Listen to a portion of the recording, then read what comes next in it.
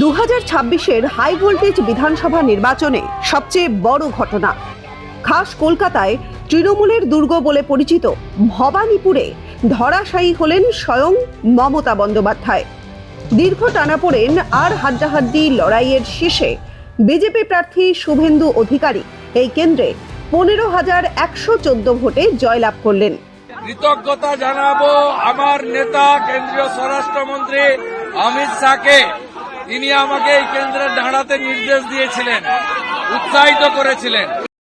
ভবানীপুর কেন্দ্রটি একেবারে নির্বাচনের প্রথম থেকেই সবার নজরে ছিল।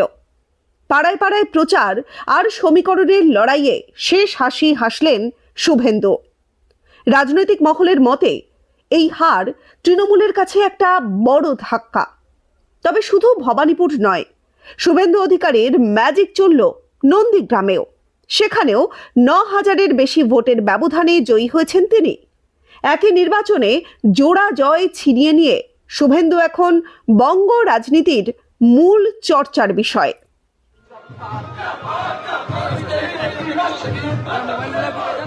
রাজ্যে এবার গেরুয়া ঝড়। অনেক জায়গায় কার্যত সাফ হয়ে গিয়েছে তৃণমূল কংগ্রেস।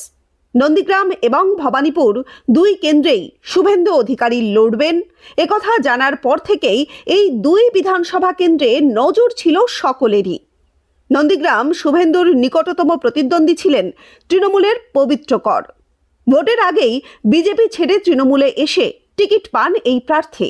শোনা যায় শুভেন্দুর হাত ধরেই একদা বিজেপিতে গিয়েছিলেন এই পবিত্র কর।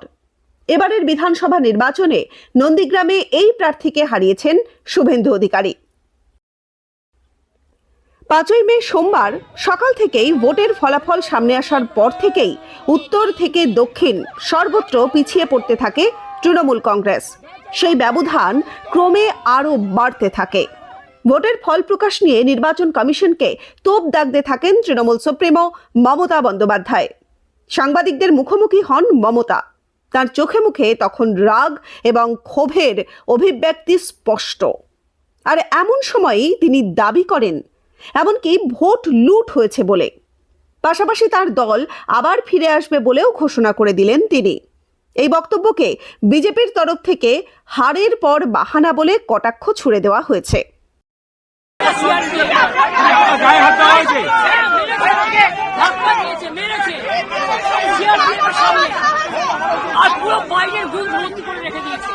আমি ক্যান্ডিডেট আমাকে ইলেকশন ঢুকতে যাইনি।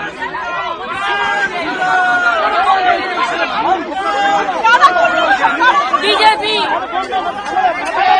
এরা হচ্ছে দানবিক পার্টি।